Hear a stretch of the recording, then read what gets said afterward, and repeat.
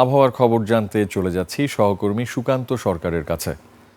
সুকান্ত, গরম কি আরো বাড়বে নাকি বৃষ্টির সম্ভাবনা আছে জানতে চাই।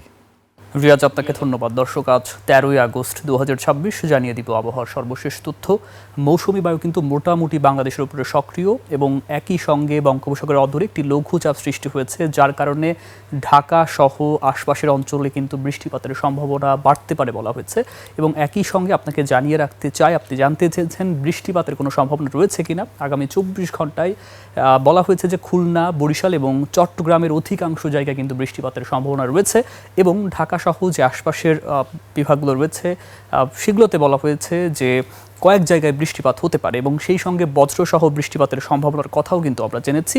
এবং যখন বলা হচ্ছে যে বৃষ্টির পর আমরা দেখতে পাচ্ছি একটা ভ্যাপসা গরম আসলে ঢাকায় বা ঢাকার আশপাশের অঞ্চলে পড়ছে, যখন ভারী বৃষ্টিপাত হবে আমরা জেনেছি যে কয়েকদিন গেলে আস্তে আস্তে বৃষ্টির প্রবণতা কমবে, তবে সেই কয়েকদিন পার হলে কিন্তু আবারও বৃষ্টির সম্ভাবনা বাড়বে, তখন কিছুটা তাপমাত্রা আসলে নেমে আসবে। তাপমাত্রা নিয়ে যেহেতু কথা বলছি, আপনাকে জানিয়ে রাখি আজকে কিন্তু সিলেটে সর্বোচ্চ তাপমাত্রা ছিল যেটি 35.8 ডিগ্রি সেলসিয়াস এবং সর্বনিম্ন রেকর্ড করা হয়েছে যেটি বান্দরবনে, যেটি 24.2 ডিগ্রি সেলসিয়াস।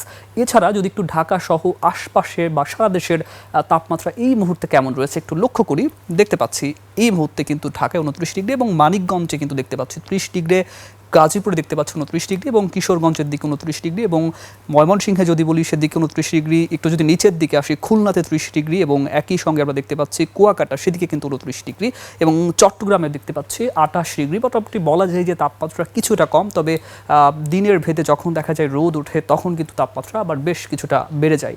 রিয়াজ, আপনাকে আরেকটি তথ্য জানিয়ে শেষ করতে চাই যে আগামীকাল কিন্তু সূর্য উঠতে পারে ভোর 5:20। রিয়াজ, এই ছিল আবহাওয়া নিয়ে এখনো পর্যন্ত আমার কাছে সর্বশেষ। স্বস্তির খবর দিয়েছেন সুকান্ত। বৃষ্টি হতে পারে শুনে ভালো লাগলো, ধন্যবাদ আপনাকে।